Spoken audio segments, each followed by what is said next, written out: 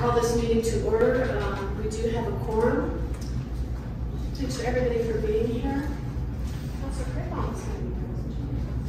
Yeah, okay. Well, we'll have a quorum. I just left her as we go with her grandkids at the nature center. I know she's going to be on her way. She can. Okay, all right, thank you. Thank you. I can see her walking out. Okay, very good. Item B is business before the council. Public comment will be taken at the beginning of each agenda item after the subject has been announced by the mayor and explained by staff. Any citizen who wishes may speak one time for 5 minutes on each agenda item before or after council discussion. Questions from council members, however, may be directed to staff or a member of the public through the mayor at any time. We have one item on our special meeting this afternoon. Item B1 is consider resolution number 22-1624 and the adoption of the fiscal year 2022-2023 tentative budget for the town of Pinetop-Lakeside. Kevin. Yes, good afternoon, Mayor and Council. What we have before you this afternoon is the preliminary budget, which we will ask you to adopt today by resolution. This is a culmination of a long process that we started in March. We began in meeting with all the directors. We had 2 public hearings and made changes back and forth at those meetings. Our last meeting is June 21st. We have presented some changes to you. Since that time, what we've got to you today for the final numbers is raises that we asked you to consider at the meeting, at the end of the meeting on June 21st. And those raises mainly were for us to be more in line with what Navajo County had just come out and offered their officers. And so we needed to be competitive so we didn't lose officers. So the final raises that are in this budget are basically $2 an hour for most employees. Some of the officers are a little bit different in the administrative positions to make them more competitive with the sheriff's office. So what you have in your packet is 2 different sets of forms, okay? One of the set of forms is what you're used to seeing, how we would have been presenting them with our spreadsheets. The other set of forms are the official budget forms that you, if you approve them by the resolution, those are the official budget forms which will be sent to the state. It includes the same numbers, it's just a little bit different presentation. So I included both of them in there since you're used to seeing the one set of forms. From the June 21st meeting, we included the raises. How does that affect things? Well, the general fund cash, as you'll see, we're still projecting to end at 3.1 million, okay? So how did the raises affect here? If you remember, under the contingency undesignated, we had $250,000 in contingency revenue, and we had $250,000 in contingency expenses. I plugged that in to the budget. That's been allocated to the salaries and wages. So the contingency went away. In the general fund, the raises were a little over $240,000. But I plugged in all the revenue, so that's not showing as contingency. And I plugged in those raises and left that in there. So that's how we get to the projected ending cash balance in the general fund of 3.1 million. Okay. Salaries and wages are paid out of the general fund, the streets fund, and the tourism and promotion fund. Those are the 3 funds where wages are paid out of. The bottom line of this budget is that the total is $23,912,287. Of that amount, that includes $680,000 of bond payments, a potential park purchase of $400,000 that may or may not happen, but if we don't budget it, we can't consider that if it comes to fruition. That also includes $2.7 million of the bond money we have in the bank, but that's for the PD construction. So that will go away after this year. All the operating expenses happen in the general fund, and tourism and promotion fund. That is the highlights of the overview, and if you have any questions, I'll be happy to answer. Thank you. Any questions, Councilor Watson? So, my understanding was that most of that contingency was based on local sales tax, right? And we were going to set aside, we're going to budget pretty much flat for the year, but put the extra into a contingency. So what you have now done is there's no contingency for sales tax. You're budgeting that we're going to receive more.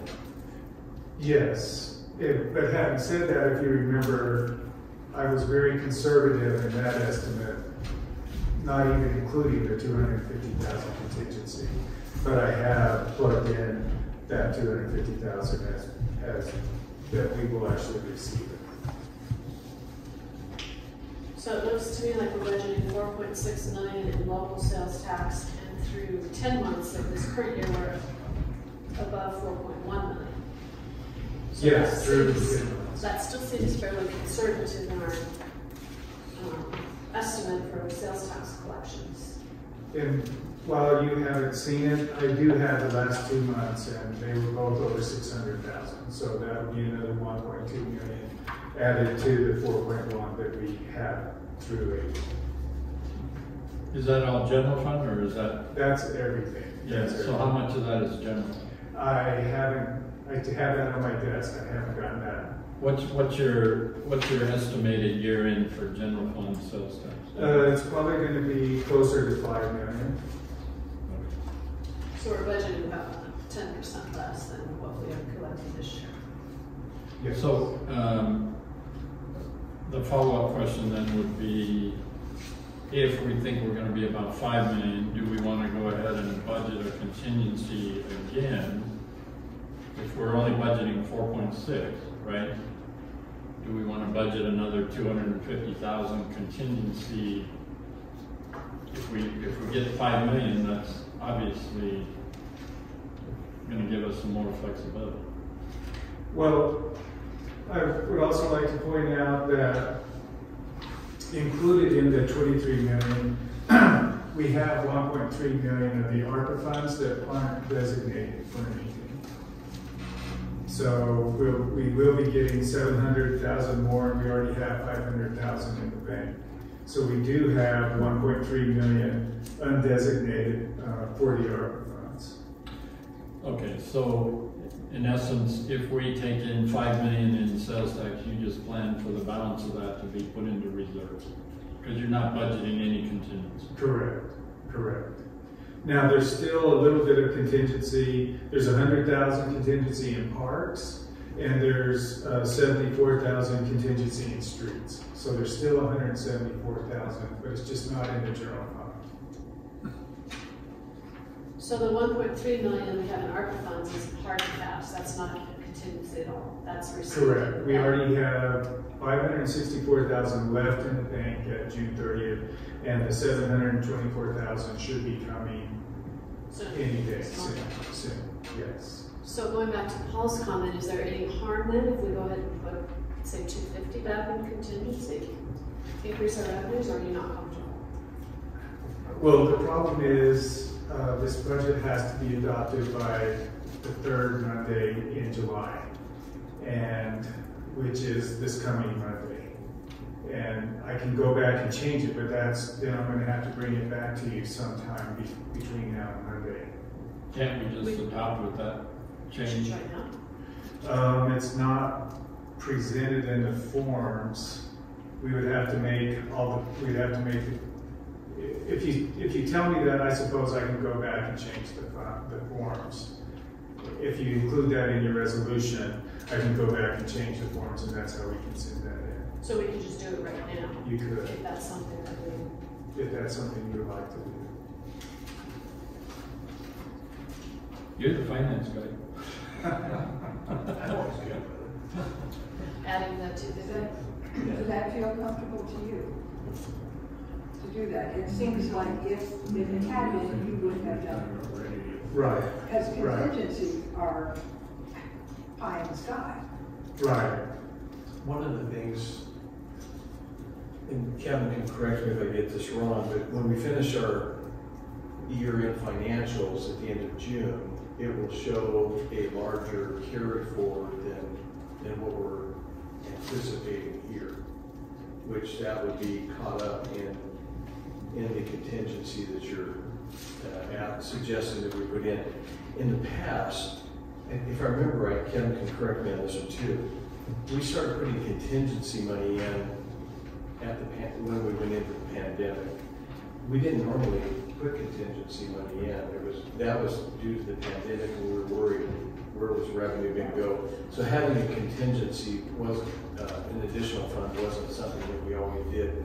We just basically got to the same point where we're at right now, estimating what those funds would be, and then pressing forward and praying that there was going to be more in the final carry forward. And that's what we found last year when revenues went up so significantly during the pandemic, and which has helped to lead to this reserve in our funds. The other thing is, if you look at the grants fund, we have plugged in there 7.7 million. The reality is we are not going to spend that money. So we have that in there that can be reallocated if we need to put that in another fund during the year without changing any of these figures. The reality is we're not going to be close to that. We probably won't be half of that. So if you choose to approve the resolution as it stands, we have all that money that we can move around if we need to next year without changing any of these figures. Does that take council action if you're going to change from one fund to another? It will take council action from one fund to another. It's just staff action if we do it intra-fund, but it would take council action if we move it from one fund to the other. By our own policies. That's not a state policy, but that's just by our own policies. You know, for me, it's just a matter of if you're comfortable with the flexibility we have for unseen, right? So in my past experience, I've always had contingency funds, even here. So, because there are certain things you just don't anticipate. And once you adopt this, you cannot increase, which you stated in your memo, right? Correct. That's our maximum. So if you feel comfortable that we have flexibility within this for those unseen things that could occur, then I'm fine with it the way it is. Okay. If not, then I would recommend we put a contingency back in and adopt it that way. Sure. No, I feel very confident we are not going to overspend this. We build in a lot of unwritten contingency in the grants. We've got 3 to 4 million in there. The other thing, when Matt and I were building his budget, we have a lot of things that probably aren't going to happen in parks and streets. So we have a lot of money there. So I think we're fine without including more contingency in this budget. I think my concern going forward is inflation. If you hear the news reports, it's continuing. So I think some of our expenses are obviously going to increase, but as long as we've got some areas where we can manage that, I think we're fine. I think we have a lot that's built into here. Yes, And we always do that. And prior to actually putting contingency money in, the grants is where we fluffed it up so that we would have that maneuverability. Fluff is not a good word from a financial standpoint. Yeah, I'm not an accountant. They're unwritten contingencies. Yes. So, and I like the idea of being conservative, and so I think that I'm comfortable with it the way it is then. Yeah. Any other questions, comment? Is there any member of the public that would like to address this? Okay. I would entertain a motion then, unless there's further. Councilor Heisler.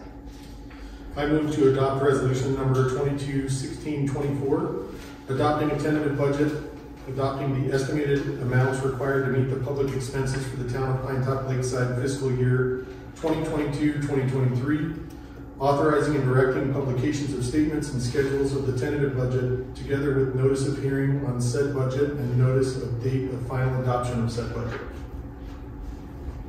Second. Thank you. We have a motion and a second. Further discussion? All those in favor, please signify by raising your right hand. Thank you. That carries unanimously. There's no further business before us tonight. We'll see you all next Thursday, right? Thank you. Meeting adjourned.